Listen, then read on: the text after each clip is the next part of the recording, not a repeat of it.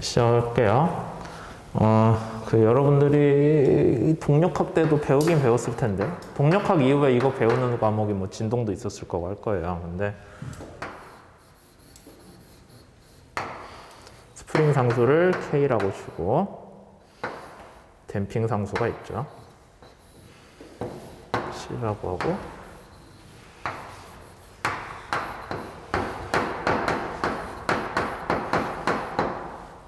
책에 나온 걸 그대로 썼습니다. 이런 시스템 진동 때 다뤄봤어요? 아마 다뤘을 것 같은데, 시스템을 어떻게 해석을 해요? 이때 탄성력 K는 이쪽으로 가는 게 우리 쓰고 있는 변이 U라고 합시다. 다시 얘기하지만 U는 속도가 아니라 변이에요. 그렇죠? 탄성력은 어떻게 나와요?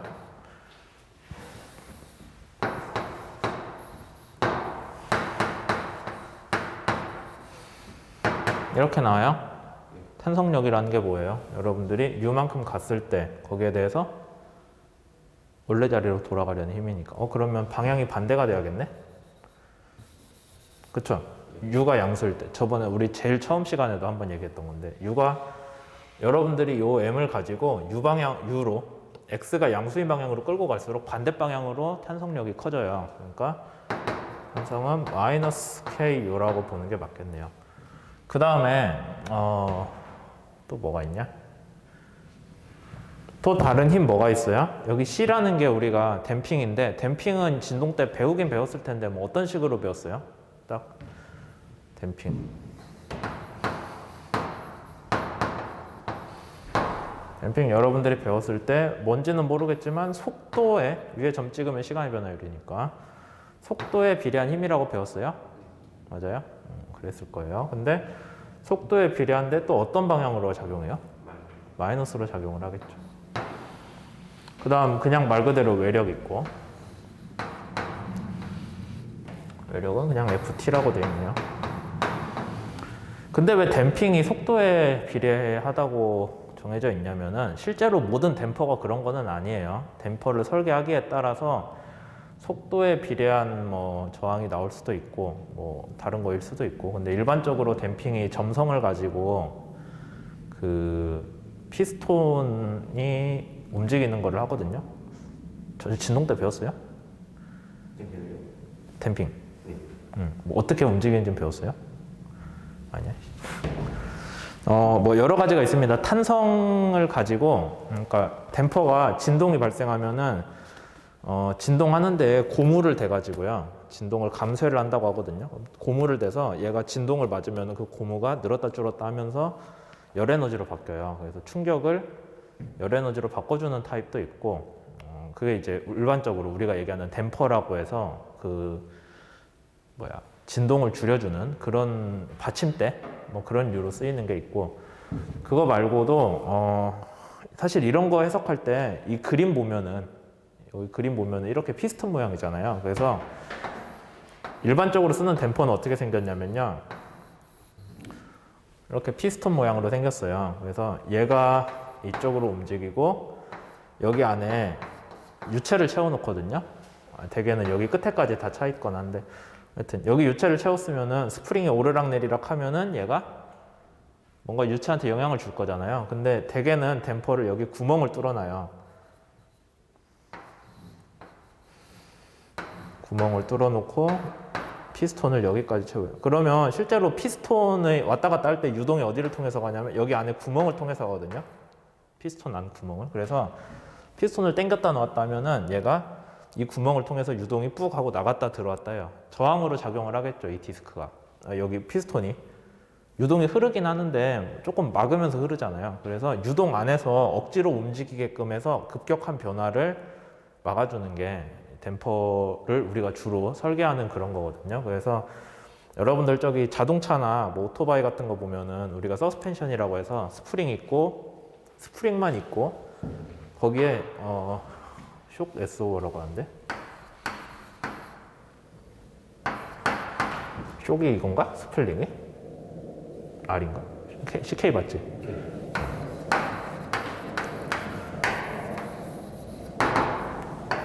요런 게 추가로 달리거든요. 그래서 여러분들이 자동차 바퀴 쪽 뜯어보시면, 타이어 갈 때 뜯어보면 안쪽에 스프링이 있고요. 스프링 안쪽에 피스톤 같이 생긴 게 하나 있어요. 그 피스톤이 실제로 댐퍼예요. 그럼 그 댐퍼는 안에 어떻게 생겼냐면은 이렇게 피스톤이 있고 그 안에 구멍이 뚫려 있어서 오일로 가득 차 있거든요. 오일로 차 있으면서 얘가 왔다 갔다 하면은 안에 구멍을 통해서 유동이 쭉쭉 빠져나갔다 들어갔다 하면서 저항을 발생해서 그게 댐핑 역할을 해요. 스프링이 빠르게 움직이면은 그 안에 유동이 급격히 형성돼야 되니까 저항이 크겠죠. 그래서 그 저항이 댐핑력으로 작용을 하게 됩니다. 그러면 스프링 크기를 조절을 하면은 스프링이래. 피스톤 안에 있는 구멍의 크기를 조절을 해서 유동이 쉽게 가면은 댐핑이 작아지고요. 유동이 지나가기 어렵게 하면 댐핑이 커져요. 그래서 실제로 서스펜션 세팅, 이거 다 합쳐서 서스펜션이라고 하거든요.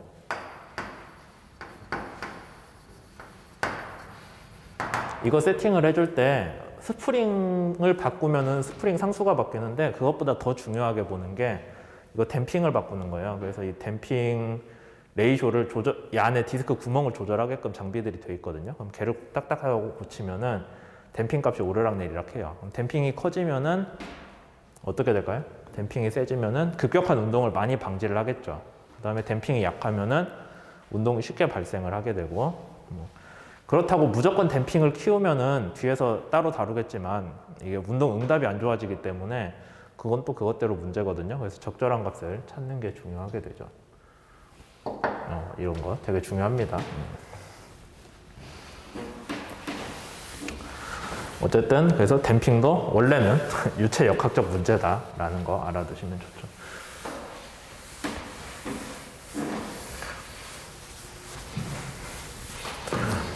다시 설명을 하지만 아까 그 댐핑이 안에 있는 이게 그래서 피스톤 모양인 거예요. 근데 이 피스톤이 움직이는 거에 따라서 우리가 그냥 개념적으로 생각을 하기에는 급격한 속도 변화에 대해서 반대 방향으로 작용한다라고 생각은 하는데 그게 진짜로 속도에 딱 비례를 하냐라고 하면은 조금 거기에 대해서는 우리가 대답을 하기가 애매한 부분이 있어요. 그러니까 진짜로 속도에 비례를 하냐, 속도에 뭐 1.1제곱 아니냐, 1.2제곱 아니냐, 그건 댐퍼 특성마다 다르거든요. 그러다 보니까 우리가 이렇게 하는 건 말 그대로 쉽게 모델링을 해서 쉽게 그냥 설명을 하려고 하는 거지, 여러분들이 나중에 진짜로 어떤 진동 시스템이나 아니면 이런 서스펜션 시스템을 해석을 해야 되는 경우가 온다고 하면은 댐핑을 무조건 이걸로만 하지는 않아요. 뭔가 좀 다른 항으로 넣는 경우들이 있습니다. 이제 그렇게 되면 해석이 되게 복잡해지겠죠. 여러분들이 배웠던 미분 방정식으로 안 풀리는 경우가 생기니까. 어쨌든 이렇게 힘이 다 가해지면은 최종적으로 뭘로 작용을 해요?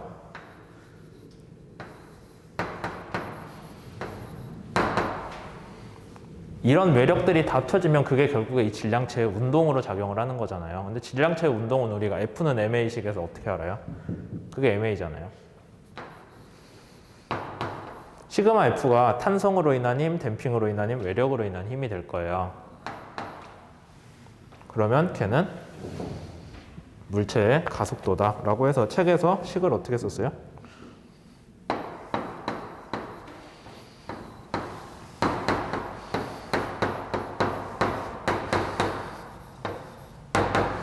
이렇게 되죠. 시그마 F, 모든 힘을 더한 게 마이너스 방향이란 거 중요해요. 그렇게 됐고, 그럼 이 식을 여러분들한테 좀 더 친숙한 식으로 바꿔주자면은, 그 인터넷 잘 들어와요 지금? 네, 맞아요. 그래요? 네.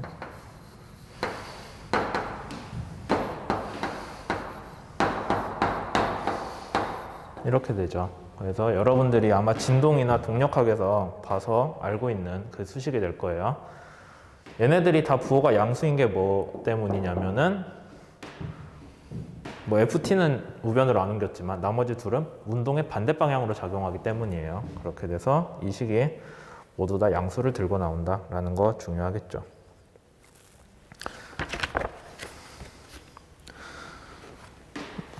그래서 실제로는 이 식을 푸는 거, FT가 어떻게 주어졌을 때 그 T에 대해서 U를 구하는 게 여러분들의 목표가 됩니다. U가 변이였죠. 근데 이 U가 유한요소 해석에서는 어떤 식으로 우리가 정리를 하냐면은 각각을 나눠가지고 이 점에서 U1,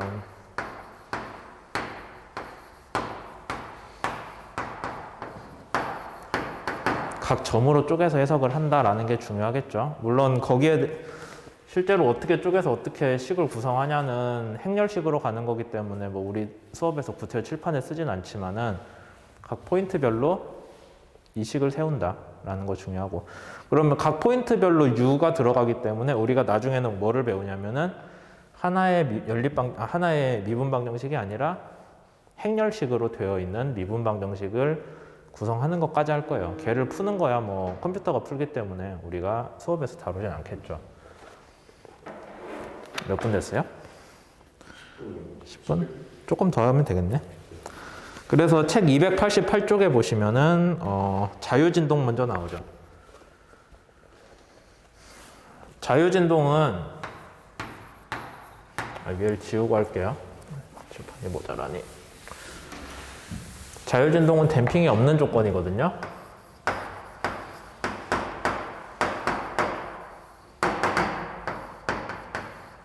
C를 0으로 놓으면은 식이 M 이렇게 되겠죠. 댐핑이 없는 상황이에요. 그 다음에 또 뭐를 했어요? 힘이 없는 조건. 그러니까 댐핑이 원래는 있어야 되지만 그거는 그냥 우선 없다고 치고요. 댐핑도 없고 그 다음에 힘도 안 줬어요. 힘을 안 줬으면 우리가 뭐를 알 수 있어요? 고유진동수를 알 수 있기 때문에 얘를 분석을 하면은 나오는 오메가 진동수, 그러니까 U라는 게 오메가의 함수로 나타나는데 그 오메가가 고유진동수다라고 우리가 생각을 할 수가 있어요. 어떻게 풀어요 이거?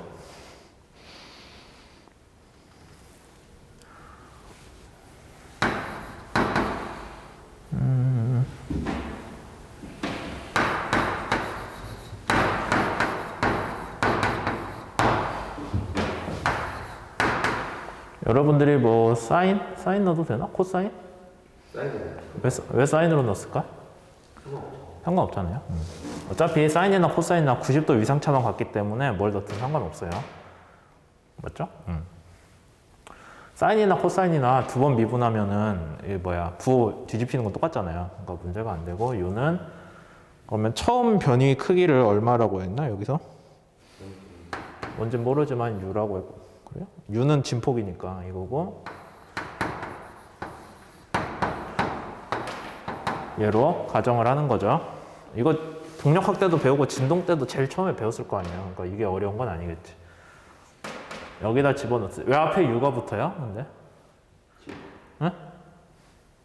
사실 U가 어차피 여기도 들어가 지워지긴 하는데 식을 풀다 보면 지워져요. 근데 해에 대해서는 우리가 이렇게 했을 때 진폭이 얼마인지 모르잖아요. 그러니까 U라는 걸 하나 붙여줘요. U가 없다면 진폭이 최대 얼마가 돼요?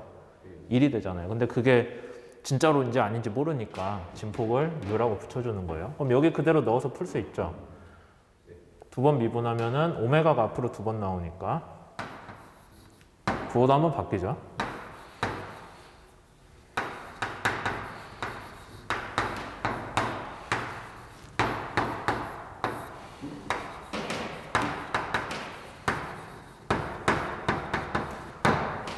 중요한 거는 사인 오메가 t가 언제는 0이니까 0끼리 지우는 건 문제가 안 되는데, 그거 말고 다른 때에도 항상 얘랑 얘는 지워질 수 있죠.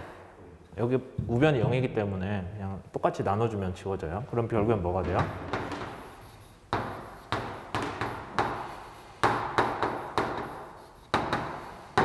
이것도 지울 수 있죠? 그러면 오메가는 루트, 책에 나온 거랑 똑같아요? 네, 똑같죠. 그래서 이 식이 의미하는 게 뭐냐면은 애초에 우리가 댐핑을 안 준 거는 둘째 문제고, 첫 번째 문제로 힘을 FT를 그냥 0으로 줬어요. 힘을 안 줬어요. 힘을 안 줬으면 원래 운동이 뭐가 돼야 돼요? 힘을 안 줬으면 운동이 0이 돼야지 당연히. 네, 그렇게 돼 있는데 고유 진동수라는 걸 계산을 한 거예요. 그래서 힘이 0이지만은 얘를 쭉 풀면은 어쨌든 여기서 나오는 이 미분 방정식을 푼다면은 이거 우리가 무슨 해라고 하죠? 비자명해인가 이게? 트리비얼 솔루션은 다 0일 거고 넌 트리비얼 솔루션이겠지. 어쨌든 그렇게 해서 풀었을 때 여러분들이 얘를 풀었을 때 여기가 0이 아닌 과도응답 해석을 하는 게 실제 목표인데 여기다 과도응답 해석을 하든 말든 간에 항상 이 항은 살아있다라고 보면 되겠죠.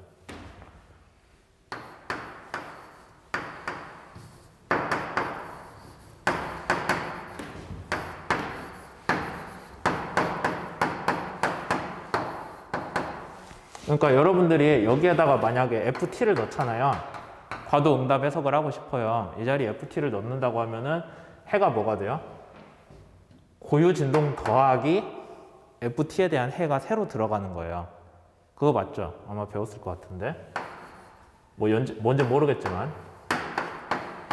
그러니까 여러분들이 자유진동 해석을 구태여 먼저 하는 이유는 얘가 0일 때에 대한 해를 먼저 구해보시고 그 해 자체로 의미가 있는 게 아니라 왜냐하면 힘을 안 줬기 때문에 운동이 없어야 정상인데 뭐 그건 당연해요. 근데 나중에 여러분들이 FT라는 힘을 준다면은 이 해가 뭐가 나온다는 거예요? 고유진동에 대한 해 하나 더하기 FT에 대한 해가 따로 나온다는 거죠. 그러니까 결국에는 두 개의 해의 중첩으로 나오기 때문에 항상 고유 진동에 대한 해는 존재할 수밖에 없다라는 게 여기 지금 우리가 구하고 있는 내용의 주요한 내용이 됩니다.